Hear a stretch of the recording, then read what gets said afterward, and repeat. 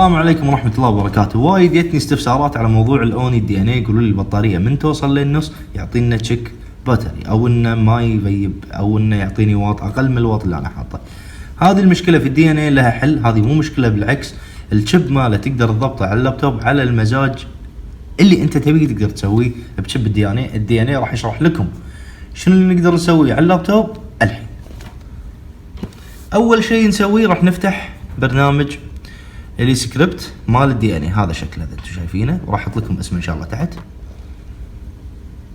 ندخل على البرنامج. اول ما يفتح معنا البرنامج نمسك الجهاز ونوصل كيبل اللي جاي مع الجهاز على الجهاز اللي هو الكيبل اليو اس بي.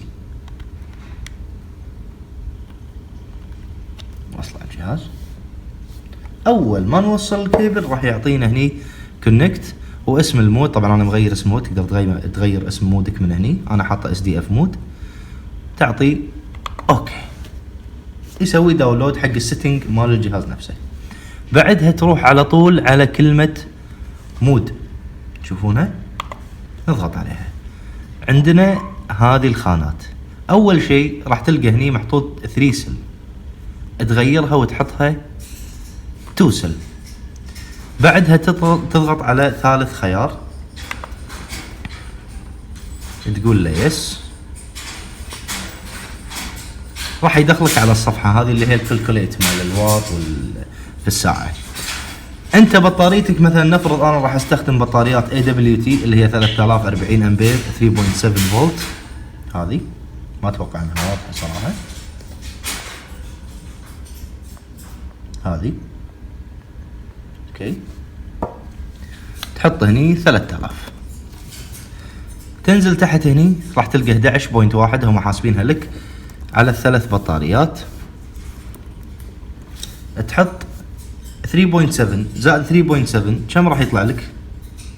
7.4 على البطاريات هذه. تضغط اوكي، يقول لك انه راح يصير 22.2 واط في الساعة راح يصرف من البطارية. قول له اوكي. كذي انت ضبطت الجهاز على البطاريات اللي راح تركبها فيه. وانا انصح الدي ان اي البطاريات مالته لا تغيرهم، خلاص هذه بطارياته تنتهي مدة البطاريات اللي هي تقريبا 4 شهور الى 6 شهور، بعدها غير البطاريات. الحين خلونا من هالموضوع، خلصنا من سالفة البطاريات، خلينا نستانس شوي. ندش على السكرين. شنو في عندنا بالسكرين؟ وايد خيارات، خلوها عندكم كلها، لا تعبثون فيها، خصوصا هذا الليت مال الليت لا تعبثون فيه. ندش على هني. انا احب دائما اغير هذه من تمبرتشر كنترول، اخليها باتري تشارج، يعطيني اياه بالمية. كم فيها البطاريه؟ بالمية. ليش؟ لان احنا عاده ما نستخدم التمبرتشر كنترول، فعشان كذي انا اغيرها احطها باتري تشارج كم بالمية يعطيني. ندش على ثيم. طبعا هذه الثيمات اللي تشوفونها موجوده على جوجل، تقدرون تدورون دي ان اي ثيم، اي شيء تكتب عليه سيرش راح يطلع لك الصور، تخزنها عندك، بعدها تسوي لود. بعد ما تسوي لود تختار اللي انت مثلا نزلته. خلينا نقول مثلا باتمان، انا راح احط باتمان، لا انزل باتمان، راح يطلع لي باتمان هني. اول ما يشتغل الجهاز راح يطلع لي باتمان، راح اصور لكم شلون يطلع لي باتمان.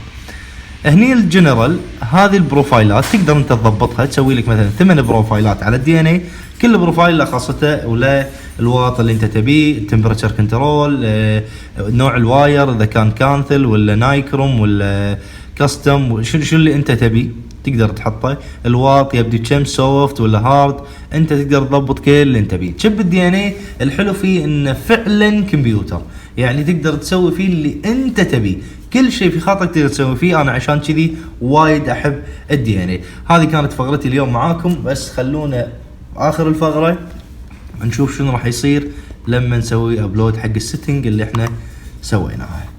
طبعا اول شيء يسوي ابلود سيتنج، ننطر لين يخلص، راح يشتغل معنا الصورة اللي احنا حطيناها ويشتغل الجهاز. هذا هني اللي انتم شايفين نعطينا البطارية 99%. بعدها قبل لا نطلع اهم شيء نسوي ديسكونكت. بعد ما نسوي ديسكونكت نفصل الجهاز من اليو اس بي، وكذي يكون معنا الموضوع جاهز.